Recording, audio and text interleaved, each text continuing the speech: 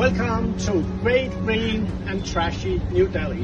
Here we have the Danish embassy and we have the Greek embassy over there. This should be a service lane, but you see it's full of trash.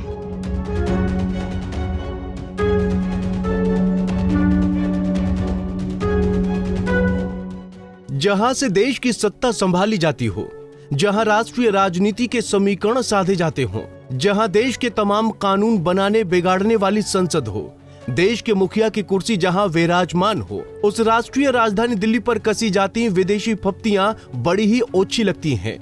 मन कायल हो जाता है।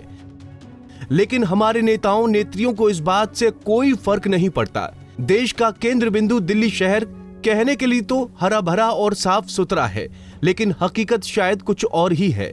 ये हम नहीं कह रहे हैं, बल्कि डेनिस राजदूत फ्रेडी ने एम्बेसी के कचरे के पास वीडियो बनाकर उसे सोशल मीडिया पर शेयर किया है और इसे साफ करने की अपील की है। उन्होंने एम्बेसी के पीछे कूड़े के ढेर के पास खड़े होकर सीएमओ से हाथ जोड़कर गुहार लगाई, साथ ही दिल्ली पर तंज भी कसा।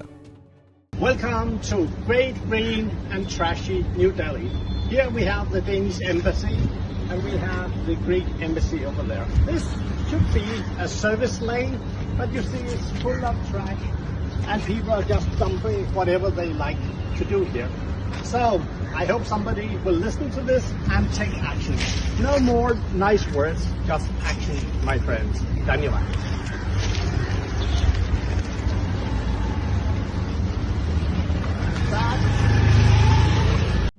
वीडियो सामने आते ही एनडीएमसी सक्रिय हुई और उसने तुरंत उस एरिया को पूरा साफ किया। इसके बाद डेनमार्क के राजनीतिक ने कूड़ा हटाने और सफाई करने के लिए एनडीएमसी को धन्यवाद देते हुए उसके कर्मचारियों को होरी बताया। Good morning to all of you. Here we are at a place that was full of trash yesterday.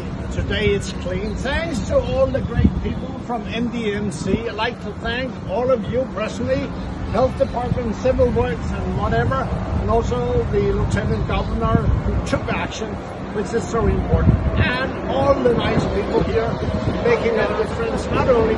I'm the Danish ambassador to great, green and now clean New Delhi. This is the service lane. A few hours ago, I put up a video to showcase that it could be a mess, but it only takes human action. And here we have the heroes from NDMC who listened to this, not a complaint, just a kind of cry.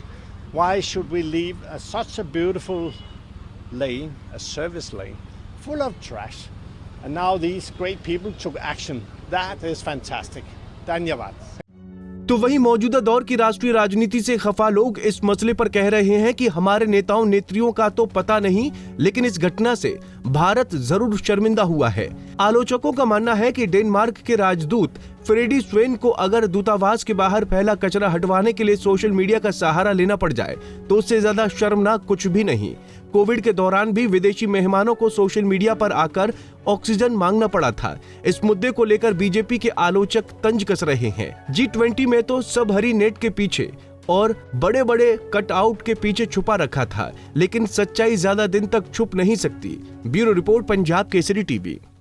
हमसे जुड़े रहने के लिए हमारे YouTube channel को subscribe करें और नई वीडियो की नोटिफिकेशन के लिए बेल आइकॉन को दबाएं।